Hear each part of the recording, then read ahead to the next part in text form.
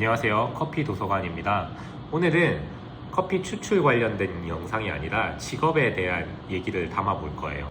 이유는 지금 좀 로스팅 할 것도 있고 또 레시피 영상 같은 경우에는 제가 직접 다 맛보고 이제 시간을 들여서 만드는 일인데 또 이번 주는 좀 힘들기도 하고 지금 시간도 없어서 좀 읽고 싶은 책이 있거든요. 그래서 그냥 이번 주는 이렇게 토킹으로 패스를 하겠습니다. 일단 영상의 주제는 이 직업에 대한 거예요. 로스터라는 직업은 저는 추천합니다. 이유는 되게 간단해요. 제가 커피 로스터이기 때문이에요.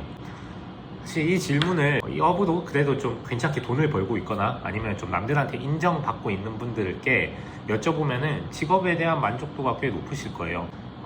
그런데 또 똑같이 로스팅을 하시는 분들 중에서는 자신의 직업을 추천하지 않는 분들도 계실 거예요. 그럼 그분들이 잘못된 거냐? 그건 아니라는 거죠.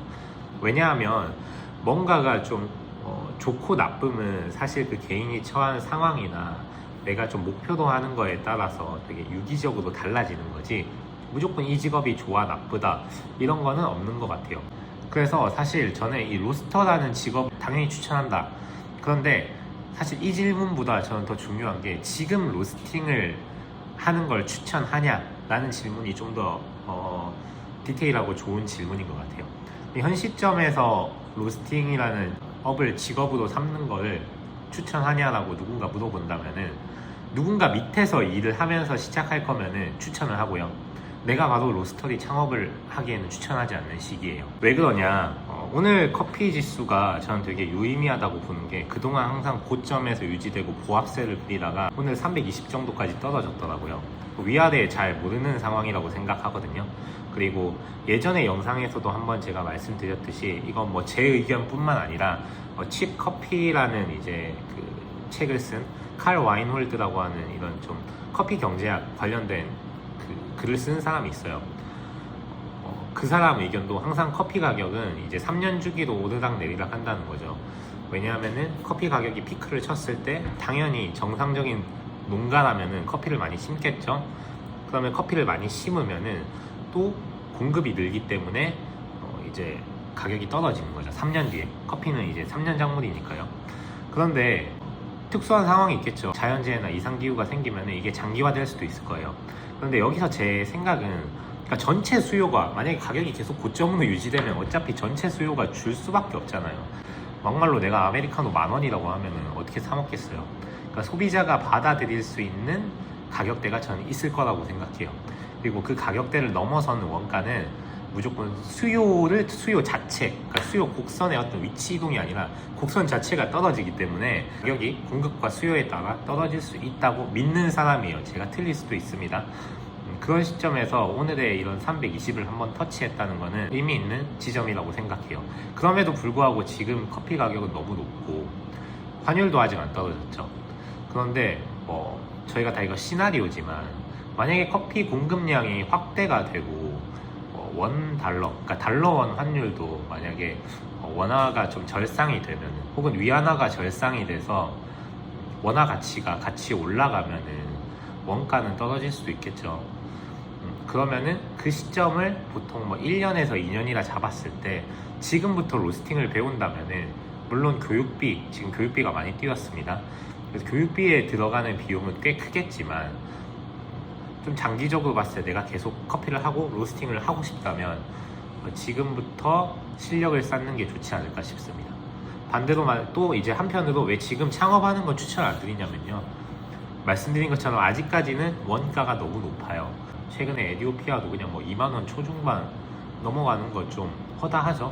제가 산지 상황까지는 잘 모르겠지만 왜 브라질이랑 콜롬비아에서 기후로 인해 가격이 뛰었는데 왜 에디오피아에서 날린지 모르겠어요. 반군 이런 것도 있겠지만 그런 게 저는 진짜 산지를 안 가봐서 잘 모르겠습니다. 그냥 개인적인 안 가본 사람의 생각으로는 늘 있어 왔어요. 반군은 늘 분명히 있어 왔는데 가격이 지금 많이 뛴 거는 사실 일반적인 사람 생각으로는 옆에서 올리니까 나도 올리자 이런 걸로밖에 잘 안 보이긴 해요.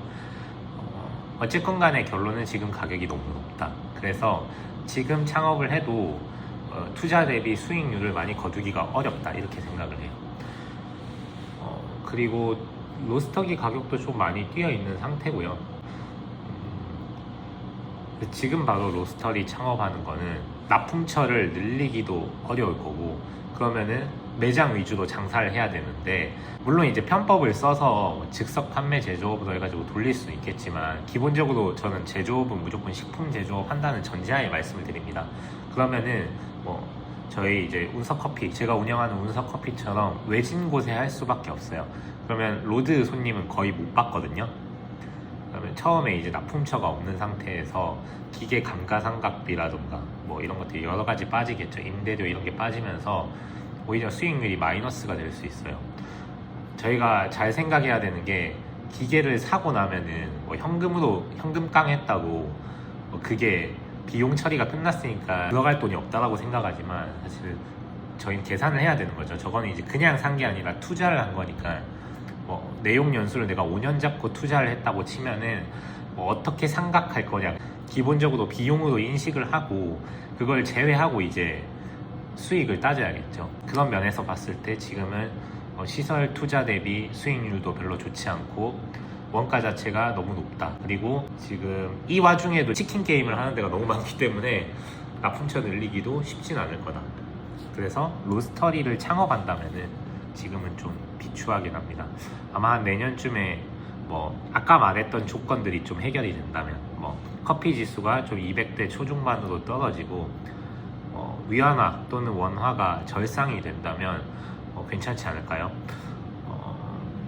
장기적으로 원화 가치가 떨어질 건지 올라갈 건지 모르죠. 그걸 알면은 제가 여기 있지 않고 뭐 저기 뭐 여의도에 있겠죠. 그런데 일단은 지금 뭐 최근에 저 한국은행 에서 발표한 자료를 쉽게 설명해준, 제가 손에 잡히는 경제라는 채널을 맨날 아침에 듣는데 그 손경제에서 그 얘기를 하더라고요. 이제 원화가 위안화랑 되게 많이 이렇게 거의 일치성을 보인다고 해요. 그러니까 지금 원화 절상이 되는 거는 위안화 절상이랑도 관련이 있다라는 얘기를 합니다. 환율이 어떻게 될지 모르겠지만 그런 조건이 맞는다면 그때가 이제 아마 로스터리를 창업하기 좋은 시기겠죠.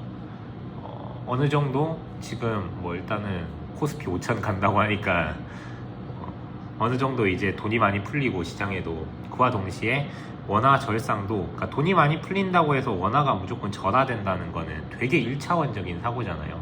아까 말씀드린 것처럼 뭐 위안화랑 이제 연동도 되고 이런 다양한 뭐 이런 뭐 국제적 합의 이런 거에 따라서 환율은 또 어떻게, 정책에 따라서 어떻게 바뀔지 모르니까, 만약에 자산 버블하는 거 대비 원화가 그렇게 많이 가치가 절하되지 않는 상태에서 커피 지수까지 내려간다면 그때가 깊숙하게 한 방 찌르기 좋은 시기죠.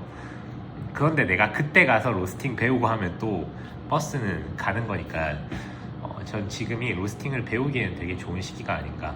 로스팅을 어떻게 배울 것이냐라고 했을 때 사실 저희는 방법은 다 알죠. 로스팅을 배우는 방법은 제일 좋은 거는 처음에 직접 해보는 거고요. 두 번째로는 돈 주고 배우는 겁니다. 영상으로 저는 배울 수 없다고 생각해요. 그러니까 영상으로 배울 수 없다? 아니, 정확히 얘기하면은 영상으로 배우려면요, 제 그냥 개인적인 생각은 훔칠 수 있는 단계가 돼야 돼요. 그러니까 따라하고 뭔가를 새로운 지식을 습득하는 단계에서 영상으로 배우긴 되게 힘든 게, 일단은 저희는 감각을 이용해야 되기 때문에 힘듭니다. 근데 훔친다는 게 뭐냐, 내가 어느 정도 기초 베이스가 있으면은 그 영상을 봤을 때 뭐 잘하는 로스터가 있다, 그러면 그 사람이 하는 행동의 의미를 어느 정도 해석을 할 수가 있어요. 왜 저 사람이 저 구간에서 화력 조절을 저렇게 했지? 애초에 저 사람은 배기를 왜 저런 길이 저런 형태로 했을까? 저 로스터기의 재원은 어떨까? 해서 이걸 다 연결해서 그 사고 체계를 훔칠 수가 있는 거예요. 그러면 그 정도가 되면 영상을 보고도 배울 수가 있죠.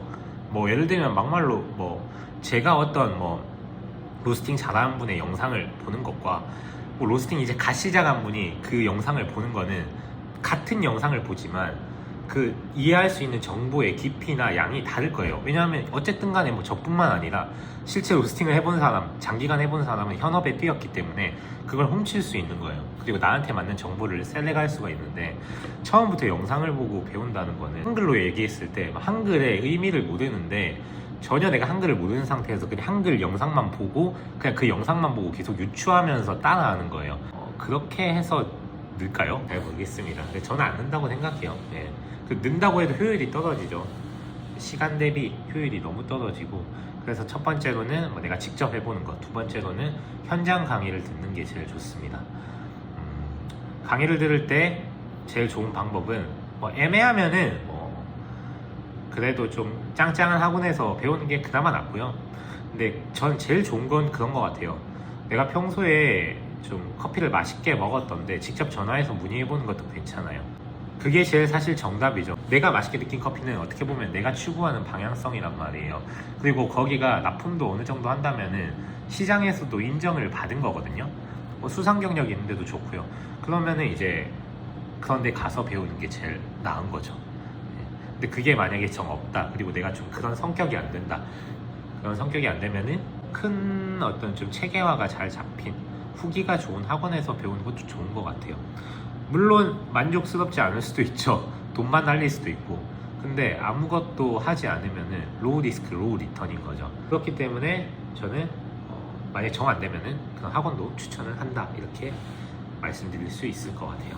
그럼 처음으로 돌아와서 이런 여러 가지 상황 때문에 저는 로스터라는 직업은 추천을 하지만 지금 바로 창업하는 건 추천하지 않습니다. 오늘 영상은 여기까지고요. 감사합니다.